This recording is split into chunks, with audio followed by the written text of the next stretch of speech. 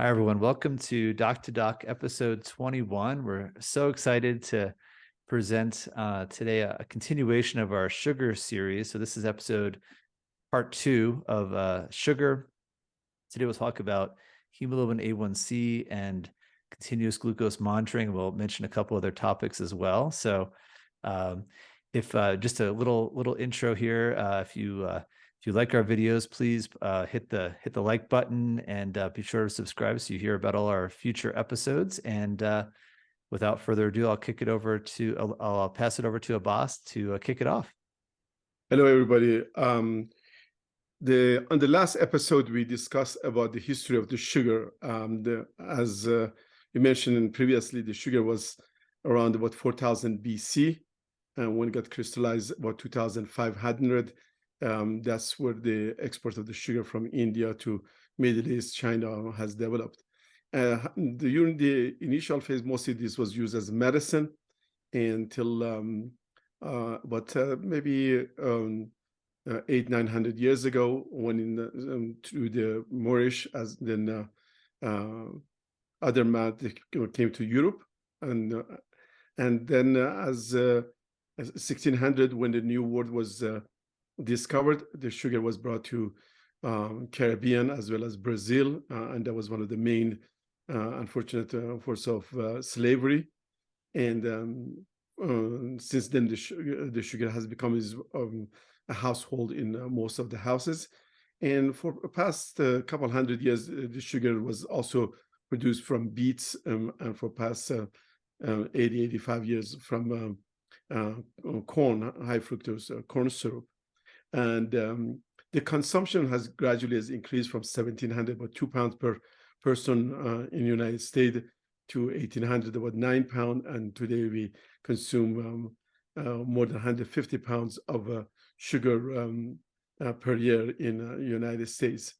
Due to high consumption of the sugar, multiple medical problems has arisen, including obesity, diabetes, cancer, heart disease, hypertension, fatty liver, and some people live with dementia, and many other medical problems has arisen from that. So we know there's abundant hidden sugar in most dietary meals that we take, particularly processed food and fast food.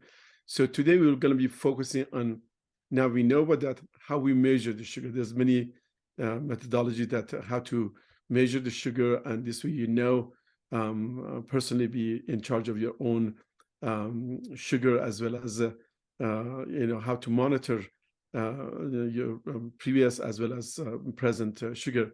So Rob will go through some of this fascinating test, and then we'll continue with conclusion at the end.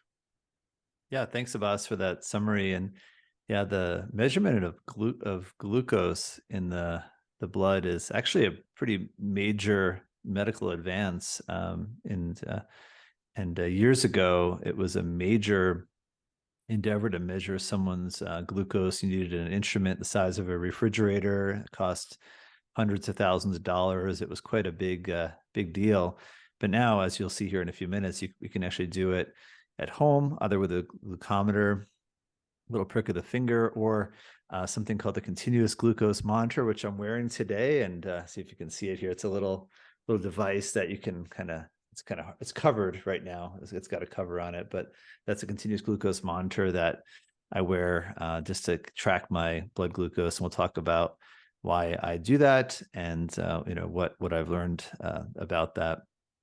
Obviously, consult your own physician for advice if you're thinking about a continuous glucose monitor, but these devices are probably going to be over the counter probably within the next year or so. We're expecting these devices to be available, so you'll be able to go into a pharmacy or go into Amazon and just simply buy them.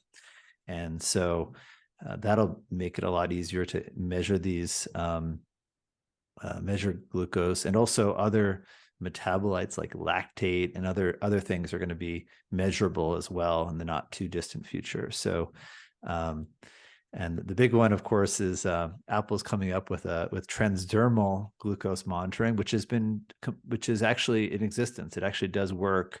Where someday we suspect that'll be integrated into Apple Watch, where we'll be able to measure glucose on the watch, so you won't even need to even prick yourself to measure. But so what is this? You'll hear this term hemoglobin A1C, HbA1c. This is we'll say this term probably a couple dozen times in today's talk. And what is it? Why are we talking about it? What's the big deal about this? Why is your doctor talking about it? Why is he or she measuring it at least yearly for your physical? So what this is something called glycated hemoglobin. So it turns out that monosaccharides, or most sugars, like fructose and other sugars, attach to hemoglobin, the red blood cell. That's what carries oxygen in the red blood cells. And actually, sugar, when it's floating around in the bloodstream, attaches to this hemoglobin. It's very common. Glucose actually does not attach so much to the hemoglobin, but some of it does. It's not an enzyme process. It's actually just it's linked, but it's not an enzymatic reaction. It's actually just bound to the hemoglobin, and it's what's called glycated hemoglobin. And it was initially discovered in the 1950s and actually further characterized in the late 1960s when it was linked to diabetes. And as Abbas told me a few minutes ago, an Iranian gentleman discovered it. And that was a very key discovery in medicine, because later on it was discovered that this actually serves as about a 3-month or 90-day moving average of one's glucose levels. So you can actually measure this percentage of hemoglobin A1c in the blood and actually get a pretty good idea. It's not perfect, but a pretty good idea of someone's blood glucose. So as the blood glucose goes up, the A1c goes up. And it's taken us, took about 40-ish years after the initial discovery to that we're now actually defining diabetes as an elevated hemoglobin A1c of 6.5% or higher. 5.7 to 6.5 is pre-diabetes or predisposition to diabetes. And these values are a little bit different for everybody. They're not exact. So it's a gauge. It's kind of like a instrument on your car. It's not an exact, precise, but it's a pretty good idea. There is some ethnic variation in these values. So I was looking this up, and it looks like values do tend to run higher in Asians and in Blacks. So we tend to see levels in the maybe about 0.2% higher in Asians and Blacks. So it's interesting. So again, it's not a perfect, but it's a pretty good gauge of the glucose levels. And also, interestingly, if someone has an abnormal hemoglobin, so if you are an individual who has a hemoglobin variant, your A1c could be way off. And so this is something that is kind of something I see occasionally in my practice in hematology. But we'll see individuals, and I've seen a few patients over the years were referred for an elevated, and read papers about these individuals. They're referred for an elevated A1c, but they're not diabetic. And sometimes they're placed on diabetic medication. Then they become hypoglycemic. They have a low glucose level. They get sick from the hypoglycemia, and their doctor says, "Why aren't what's going on? Why aren't you taking your medicine?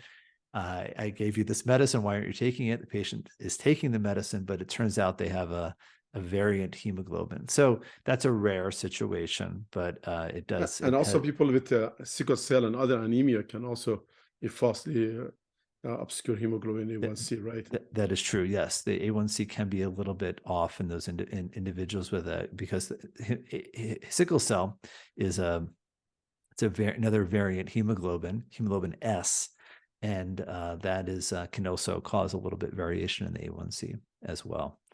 So individuals with varying hemoglobins, we tend to measure the glucose values over time. That tends to be a very convenient, a more accurate way to see what if they're actually diabetic or not.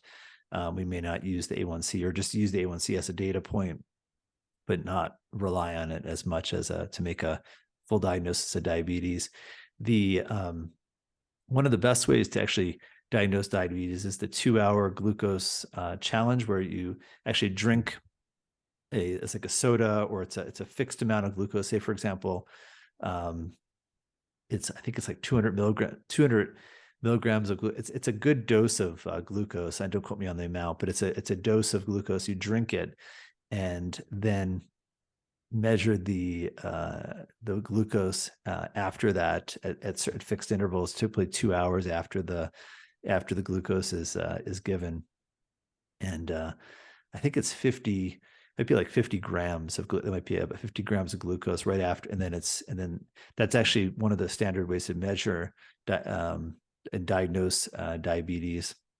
So in individuals where the A1C is not accurate or is completely erroneous, then the glucose challenge test can be used. I thought we could talk a little bit about continuous glucose monitoring. Abbas, anything before I jump into that? Anything to add? No, that's in the glucose challenge given routinely to pregnant female for preeclampsia. So another thing, just the daily, just basic glucose sugar. The simple thing that have been done from is by glucometer, and these days they are available in most house. But this new continuous that you talk about, I think that's the future and the best way to know what your sugar is. And so no, go ahead. I think that's I think so far so good. Okay, so let's talk about the glucometer just to get started and for comparison purposes. So glucometer is you take your fingers, and you prick them with a little device called a lancet, and get a little drop of blood, and then put it on a test strip and plug it into a machine.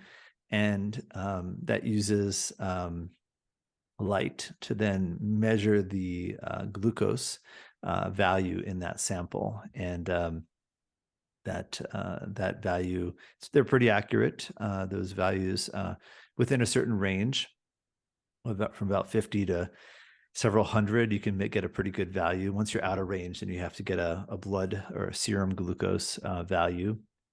That's the traditional way to test blood sugar. And that's the issue with it is it's intermittent. And so typically it was done before meals and at other times when someone wants to check.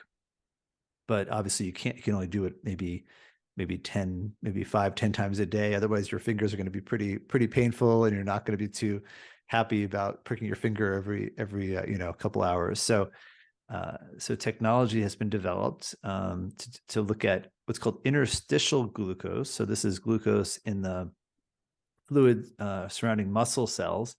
And there's basically a little filament.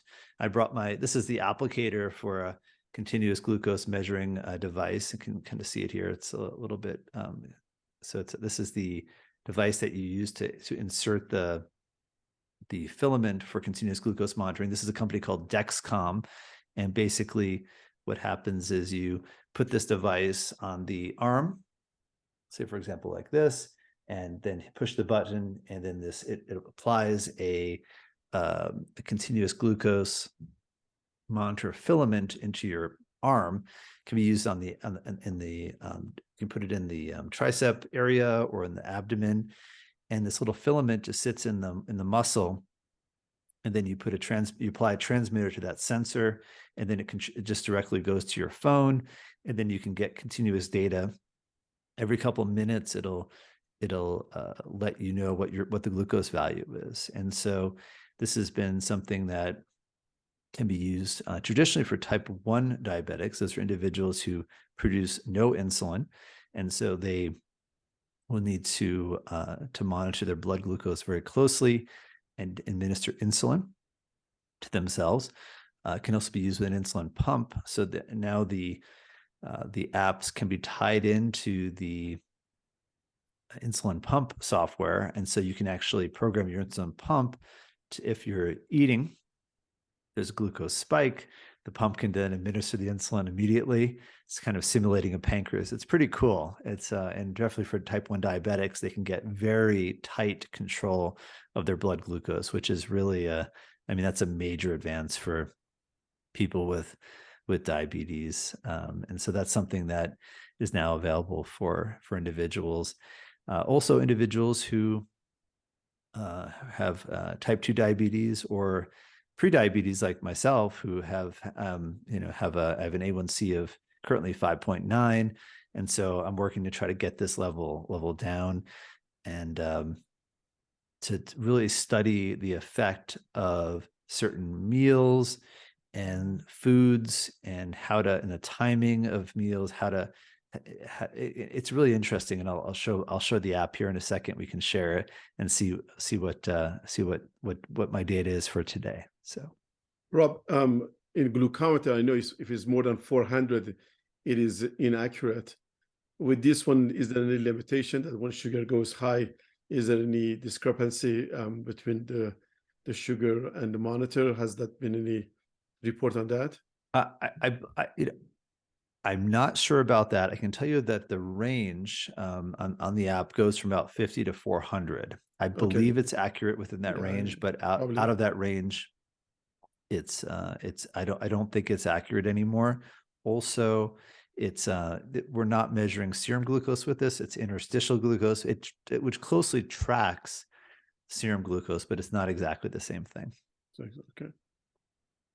Okay, so this is what's called the Levels app. It's a small startup company called Levels, and they're basically a company that helps individuals monitor their glucose using continuous glucose monitoring, or CGM. So and there's several companies that do this. This is just the one that I use. So, but I'm not a paid consultant or anything. I just use their service, and I pay for it. It's for a certain monthly fee. I think it's basically to do this for a month. If you were to do it continuously, costs about $200 to do these, to have these devices, which last for 10 days. Each one lasts for about 10 days. So this is the main screen, and basically what it shows is the glucose value when last night. It has a little bedtime area here where when I went to bed, and then it just shows the glucose. When I woke up in the morning, it got up at 6:30 this morning. A little sunrise icon there. Had breakfast.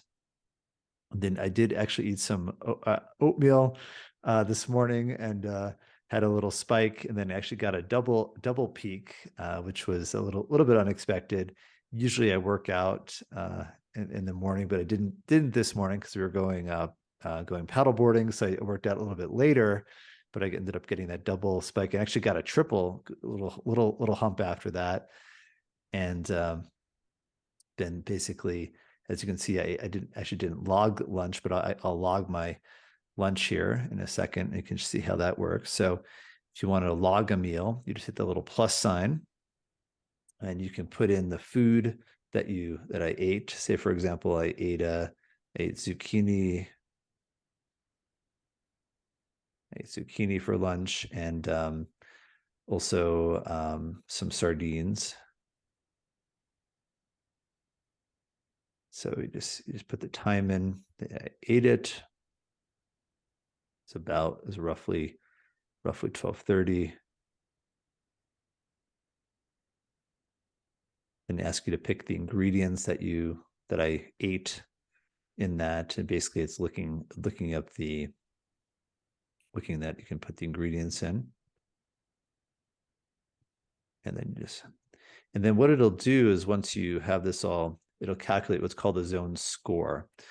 So it'll be able to, so that this meal here, you can see scored a 6, and there's different levels of the scores, and you can compare different meals. So in this case, so it's a score from basically 1 to 10, with 10 being the best, and then the level is this did have a little bit of a rise in the glucose, but not very big, about 20 milligrams.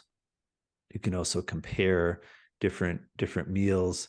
You can pick different meals, search previous logs, and look at different things.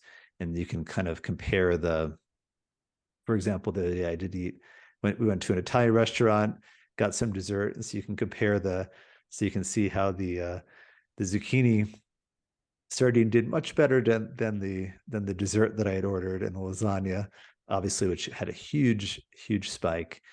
Um, so you can do some comparisons, kind of interesting. But it lets you pick and record individual foods, so you can keep a close eye on that. It also encourages proper exercise, at least 30 minutes a day of exercise, getting at least 7 hours of sleep at night, which is important. And so it'll put here so it saw that I got 7 hours of sleep. And then if I did do exercise today, so you can actually log that as well, as you just log the activity. And I did paddleboard. Here it is. And I did it today at 11 o'clock.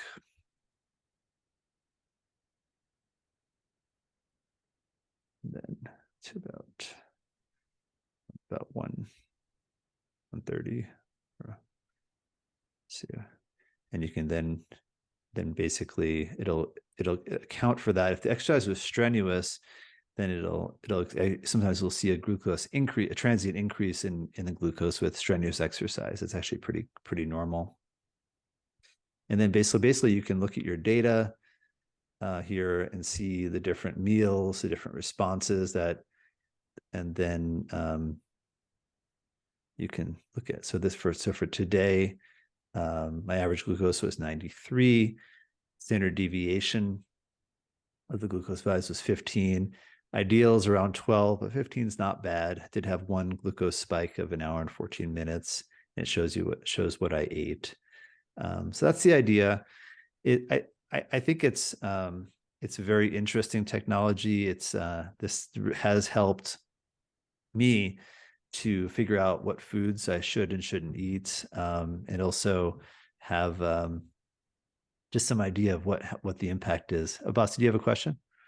No, no, I think this is fascinating. I think that is a great thing to monitor and know what you're eating. Sometimes maybe a good discipline on the action of what you're eating. So that's fascinating. I think, and for most individuals, this is expensive to buy, but hopefully in near future, this, as you said, become over the counter cheaper, and hopefully with our Apple Watch, pretty soon we can monitor how, as we do exercise and monitor our blood glucose. No, that's great.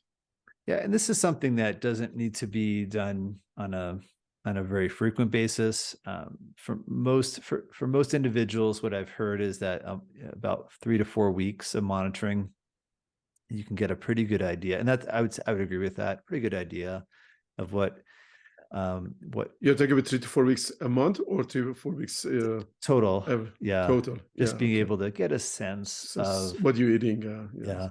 I'm kind of I'm a kind of a data nerd. I just like looking at this stuff. So I've just enjoyed doing it just for really just kind of to see.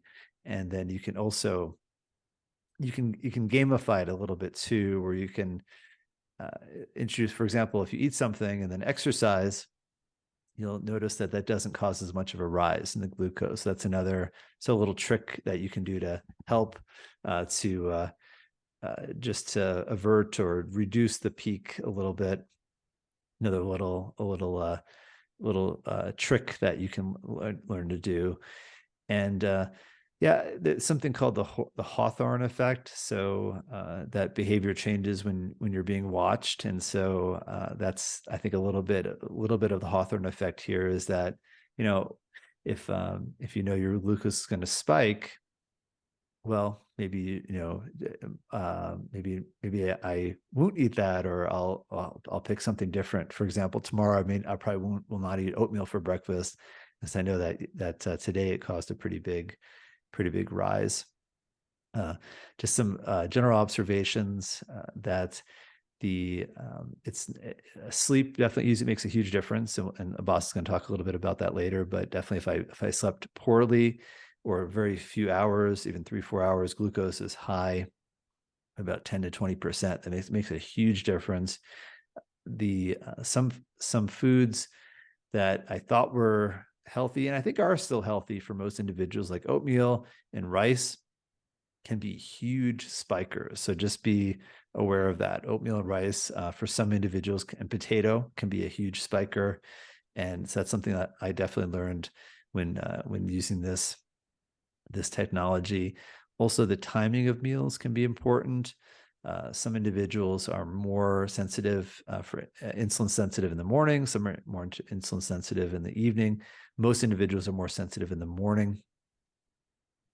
And so one other thing that I found was that I have tended to eat very quickly, and that's something that I started doing during my med school and residency. Is we just don't have that much time. We're just busy, and so we're just having to eat fast. I mean, within like minutes. Sometimes lunch is 3, 4 minutes, and just you're just seeing patients. You're busy. You're just going, and so that's something that is not friendly. So eating fast is not glucose friendly for me.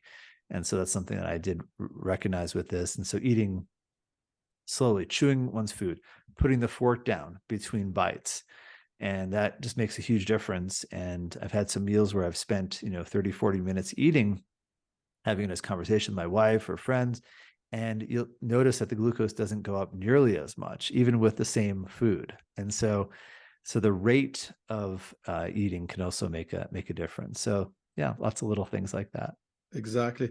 I think it was a great conversation about how to measure the sugar, how to monitor it, and as it all comes to lifestyle. So the lifestyle, I think, as I always mention to my patient, number one, of course, is stress.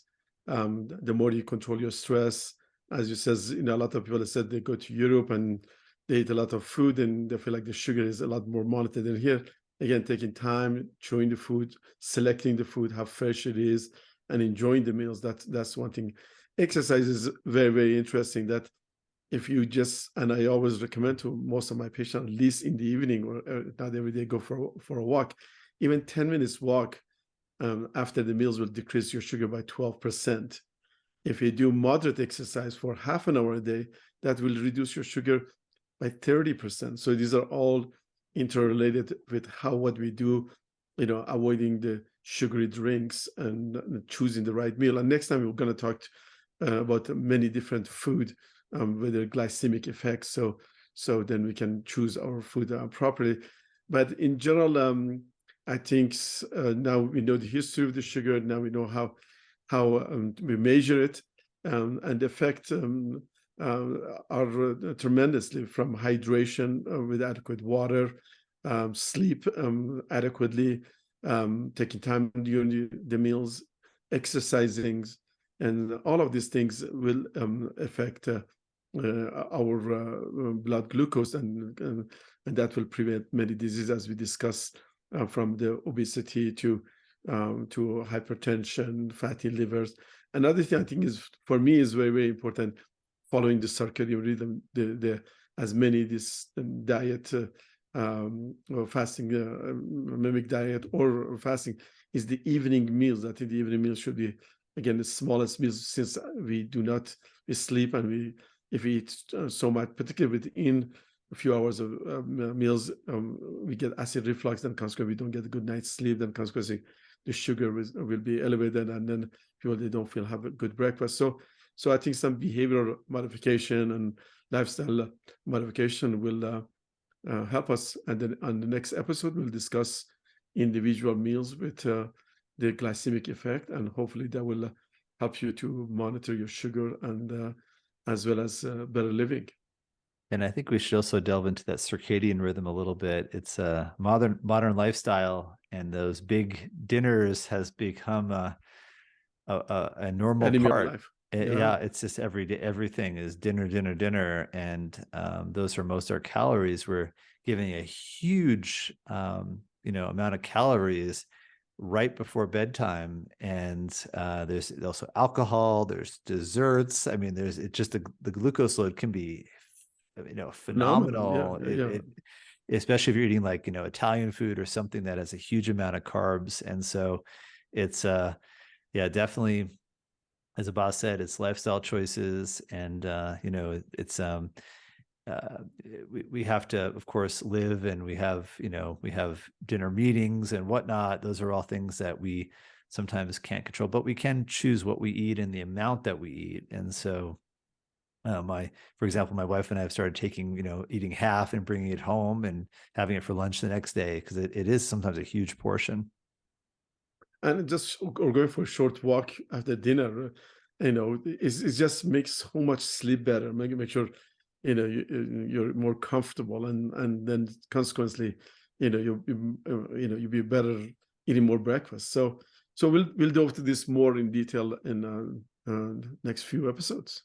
Great. Well, thanks everyone. If you like the episode, please drop us a comment, drop us an email. We'd love to hear your feedback, and hit the like button if you like the episode. And we will catch up with you in a few weeks with sugar part 3, and we'll talk about the glycemic index of several different types of foods and lots more info about sugar. Thanks everyone. Thank you.